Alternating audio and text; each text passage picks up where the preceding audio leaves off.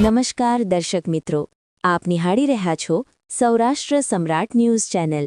અમરેલીના ફતેપુર ગ્રામ પંચાયતમાં હંગામો, સરપંચની ગેરહાજરી અને ભ્રષ્ટાચારના આક્ષેપો સાથે ગ્રામસભામાં હોબાળો। અમરેલી તાલુકાના ફતેપુર ગામમાં આજે યોજાયેલી ગ્રામસભામાં ભારે ગરમાવો જોવા મળ્યો હતો।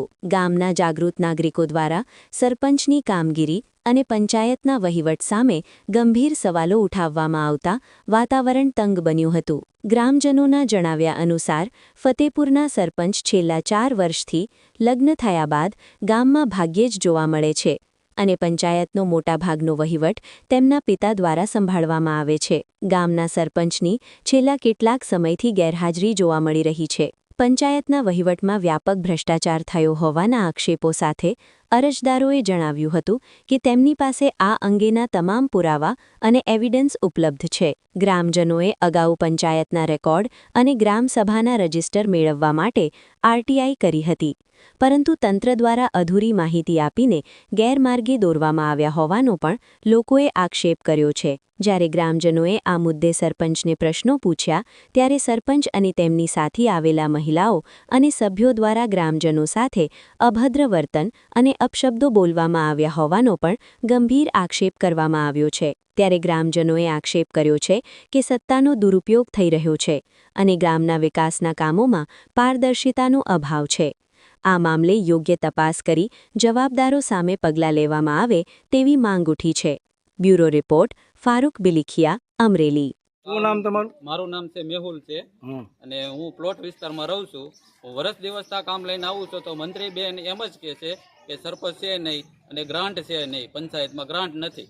હું કામ લઈને આવું એટલે ગ્રાન્ટ નથી અને મેં પાણીની લાઈન નખાવવા માટે 8 મહિના ધક્કા ખાધા હતા અને 5 વાર લખી દીધું તો પાણીની લાઈન મને નાખી દીધી। અને 4 વર્ષથી એમના વર્ષથી સાસરે જઈ ગયા હતા, એનો કારભાર બધું એમના પપ્પા સંભાળે। જે કામ કરે એ મતભેદ કરીને જ કામ કરે છે ફતેપુર। તે સાસરે જે વયા ગયા હતા, આગળ કોઈ કલેક્ટર સાહેબને કોઈને રજૂઆત કરેલી છે? કોઈને રજૂઆત અગારે કરેલી છે અને અત્યારે ડાયરેક્ટ સત્તાનો દુરુપયોગ જ કાયદેસર થાય છે, એની સામે જ હું અવાજ ઉઠાવા ગયો। એટલા માટે એ લોકો ગાળું અને તુકારે કહે છે અને જ્યારે બજેટની મિટિંગ આવે છે ત્યારે એ લોકોને બોલાવી લે છે। ગ્રામસભાઓ એવું હોય ત્યારે હું હાજર ન હોય, કોઈ પણને સિગ્નેચરની કોઈ વિદ્યાર્થીઓને જરૂર પડે તો એ લેટર પેડમાં અગાઉથી સહી કરેલી લેટર પેડ અહીંયા પડેલા હોય છે। અને ગામસભામાં હું સતત 4 ગામસભામાં આવું છું, 3 થી 4 જણા જ હોય છે, સરપંચ હાજર હોય નહીં, કેમ કે 4 સભામાં તો હું આવેલો છું ખુદ અને ખાલી ઓનલી ફોર 4 સભ્ય હોય। એના માટે ક્યારે સરપંચ હાજર નથી હોતા? સરપંચ હાજર હોય જ નહીં। ગ્રામસભા જે ઠરાવ લખાવેલો મંત્રીબેન ઠરાવ લખે છે ખાલી, એના માટે કોઈ એવિડન્સ પુરાવો? હા, ગ્રામસભાઓ 4 યોજાણી, એમાં 4 ગ્રામસભામાં હું પોતે આવેલો છું।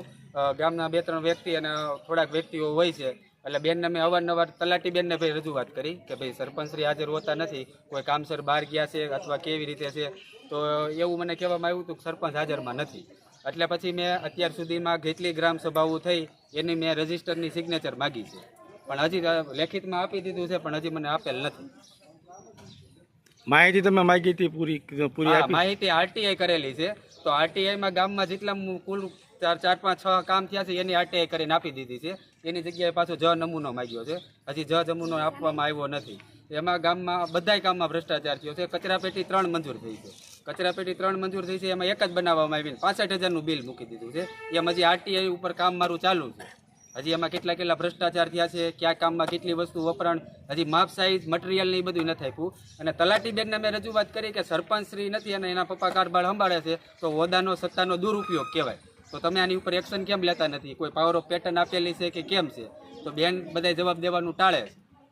બેને કોઈ સચોટ એવો જવાબ નથી આપ્યો। બેનને મેં મારી પાસે એવિડન્સ હતો છે, મેં પુરાવો રજૂઆત કરવા ગયા, સરપંચ તમને અત્યારે સરપંચ પાસે હું રજૂઆત કરવા ગયો તો શાંતિથી જ મેં વાત કરી કે બેન તમારા લગ્ન થઈ ગયા છે, 4 વર્ષથી સાસરે છો, તમારો કારભાર તમારા પપ્પા સંભાળે છે, તો હું વ્યવસ્થિત નોર્મલ પ્રશ્નો જ પૂછતો હતો, તો એના લેડીઝોને જેમ આવે મને તુકારે ને ગાળ્યું ને અમારા ભાઈઓ ને ગામના સભ્યો જે આવ્યા હતા એમને તોસડાય વર્તન ને ગાળ્યું દેવા અને એના બધા ઘરના સભ્યો આવીને અત્યારે એમ કીધું પંચાયતમાંથી બહાર બધા નીકળો અને જેને જે થાય કરી લો, પણ મીટિંગ પૂરી કરો, મીટિંગ એ કરવી નથી એવું નિવેદન આપ્યું। અને મીડિયા સાથે હતા, મીડિયાના ભાઈઓ હતા તો પણ ગેરશબ્દ વાપરતા હતા, ગાળ્યું બોલતા હતા। મીડિયાવાળાની વાતે સાંભળવા તૈયાર નહોતા એ લોકો, અને એને લેડીઝ બોલાવેલી હતી, લેડીઝ અપશબ્દો એટલી બોલતી।